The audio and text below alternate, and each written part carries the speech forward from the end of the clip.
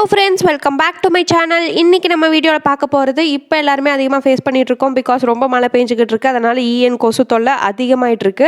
So இந்த EN கொசுவை விரட்டுறது எப்படி, கொல்றது எப்படி, எதனால் வருது, எங்கேருந்து வருது, இதனால் நமக்கு என்ன ப்ராப்ளம், நம்ம இதில் என்ன மிஸ்டேக் பண்ணிக்கிட்டு இருக்கோம், ஸோ இதை எப்படி நம்ம கம்ப்ளீட்டாக கண்ட்ரோல் பண்ணுறது அப்படிங்கிற எல்லா விஷயத்தையும் நம்ம வீடியோவில் இன்றைக்கி டிஸ்கஸ் பண்ண போகிறோம்.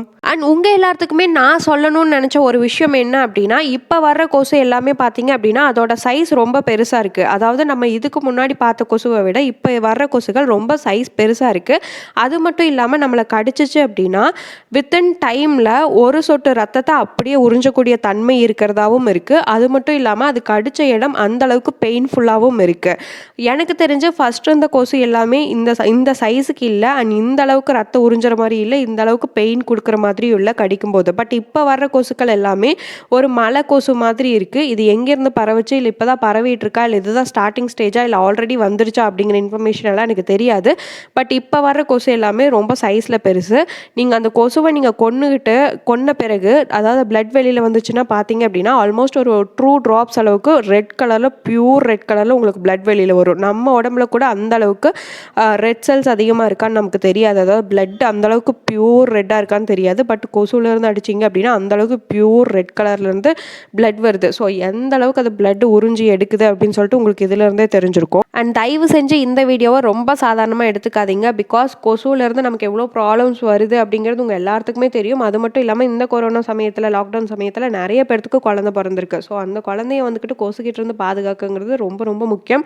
அதுக்காக தான் மெயினாக ஒரு அவேர்னஸ் மாதிரி இந்த வீடியோ போடணும் அப்படிங்கிறதுக்காக நான் ரெடி பண்ணினேன். ஸோ சாதாரண கொசுவாக இருந்தாலும் சரி, இல்லை பெரிய கொசுவாக இருந்தாலும் சரி, அதோட லைஃப் டைம் வாழ்நாள் பார்த்தீங்க அப்படின்னா வெறும் 4 நாள். இந்த 4 நாளில் அந்த கொசு உருவாகி வெளியில் வந்து நம்மளை கடித்து நமக்கு டிசீஸ் உருவாகி அதுவும் செத்து போகுது.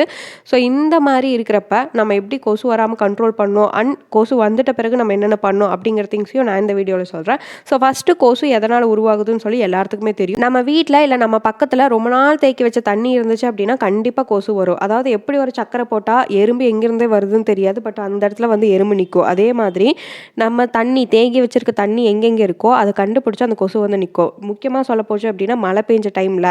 ஸோ வில்லேஜ்லையெல்லாம் பார்த்தீங்க அப்படின்னா ஆட்டங்களில் தண்ணி தேக்க விட்டுருப்பாங்க. அண்ட் சிட்டி சைடு பார்த்தீங்க அப்படின்னா ஃப்ளவர் வளர்க்குறங்கிற பேரில் பாட்ஸ் எல்லாமே வச்சுருப்பாங்க. சில எம்டி பாட்ஸ்லையெல்லாம் தண்ணி தேங்கி நின்றுருக்கும். அதெல்லாமே கிளியர் பண்ணாமல் அப்படியே சேர்த்து வச்சுருப்பாங்க தண்ணி. அண்ட் நிறைய இடத்துல பார்த்தீங்க அப்படின்னா பேர்ட்ஸ்க்காக தண்ணி வச்சுருப்பாங்க. ஒரு 2-3 டேஸ்க்கு சேஞ்சே பண்ணாமல் அப்படியே வச்சு அந்த தண்ணியில் வந்துக்கிட்டு அந்த கொசுக்கள் முட்டையிட்டு சின்ன சின்ன புழுவாக வந்து அது கொசுவாக மாறும். அண்ட் குழந்தைங்க விளையாடுற திங்ஸ்லேயும் சரி, சின்ன சின்ன ஒரு பிளாஸ்டிக் டப்பா, சின்ன ஒரு டப்பாவில் கூட தண்ணி தேங்கி நிற்கிறதுனால அதில் கொசுக்கள் முட்டையிட்டு கொசுக்கள் பரவறதுக்கான வாய்ப்புகள் அதிகமாக இருக்குது. ஸோ உங்களோட சரௌண்டிங்ஸில் ஒரு குப்பை தொட்டி இருந்தால் கூட அதில் மழை வந்து தண்ணி தேங்கினாலும் சரி, இல்லை ஏதாச்சும் தண்ணி தேங்கினாலும் சரி, தயவு செஞ்சு அங்கே இருக்க கன்சர்ன் பர்சன் கிட்ட சொல்லி சீக்கிரமாக அதை கிளியர் அவுட் பண்ண சொல்லுங்கள். உங்களோட வீட்லேயும் தண்ணி தேங்காமல் பார்த்துக்கிறது இது வந்து நம்மளோட கடமை. நம்ம வீட்டில் தண்ணி தேங்காமல் பார்த்துக்கிறது நம்மளோட கடமை. எந்த இடத்துல ஒரு சின்ன குழியில் ஒரு 3 டேஸ்க்கு மேலே தண்ணி தேங்கி நின்னாலும் அந்த இடத்துல இருந்து கொசு கண்டிப்பாக உருவாகும். ஸோ நமக்கே நல்லா தெரிஞ்ச விஷயம், ஒரு கொசு கடிச்சு அப்படின்னா கொஞ்சம் கொஞ்சமாக டிசீஸ் எந்த அளவுக்கு போகும்னு சொல்லி தெரியும். ஃபீவரில் ஆரம்பித்து மலேரியா, டெங்கு அந்த மாதிரி பெரிய ரேஞ்சில் போயிட்டு அது க்யூர் பண்ணுறதுக்கு கொஞ்சம் லேட்டும் ஆகும். ஸோ நம்ம கொசுவை விரட்டுறதுக்கு வந்துக்கிட்டு ஆல்ரெடி நிறைய பேர் வீட்டில் நிறைய இது ட்ரை பண்ணி பார்த்துருப்போம். கொசு பற்றி வைக்கிறது, ஸ்ப்ரே அடிக்கிறது, அண்ட் கொசு நெட் போடுறது, கொசு பேட் வாங்கி வைக்கிறது, அண்ட் வந்துக்கிட்டு அந்த சாம்பிராணி புகை போடுறது, அண்ட் வந்து வேப்பந்தலை புகை போடுறது, இந்த மாதிரி ஹோம் ரெமெடி ட்ரை பண்ணுறது, லெமனில் வந்துக்கிட்டு மிளகு குத்தி வைக்கிறது, கிராம்பு குத்தி வைக்கிறது, இந்த மாதிரி நிறைய ஹோம் ரெமெடிஸ் நம்ம ட்ரை பண்ணி பார்த்துருப்போம். சிலர் ஒர்க் அவுட் ஆகிருக்கும், சிலருக்கு நிறைய ஒர்க் அவுட் ஆகாமல் போயிருக்கலாம். இந்த மாதிரியான கொசுக்களை விரட்டுறதுக்கு நான் ஃபாலோ பண்ணுற விஷயம், அண்ட் எனக்கு இது வரைக்கும் எக்ஸலண்ட்டாக ஒர்க் அவுட் ஆகிட்டுருக்க ஒரு விஷயத்தை தான் நான் உங்களுக்கு ஷேர் பண்ணுறேன். அது வந்து ஒன்றுமே கிடையாது, ஊதுபத்தி. இதை வந்து நிறைய பேர் ஹெர்பல் ஊதுபத்தின்னு சொல்கிறாங்க, அண்ட் கொசு ஊதுபத்தின்னு சொல்கிறாங்க. நிறைய பேர்த்துக்கு இந்த விஷயம் தெரிஞ்சிருக்கும், நிறைய பேர் ஆல்ரெடி யூஸ் பண்ணிக்கிட்டும் இருப்பீங்க. ஸோ நானும் கிட்டத்தட்ட ஒரு 6 மந்த்ஸ்க்கு மேலே யூஸ் பண்ணுறேன். ஸோ இதோட பிராண்ட் வந்து பார்த்திங்க அப்படின்னா குடை, அம்பர்லா. இது வந்து ஒரு லோக்கல் பிராண்டுன்னு தான் நான் நினைக்கிறேன். பிகாஸ் இதுக்கான வெப்சைட்டு அண்ட் அஃபீஷியல் இன்ஃபர்மேஷன் எல்லாமே நான் செக் பண்ணி பார்த்தா எனக்கு எதுவுமே கிடைக்கல.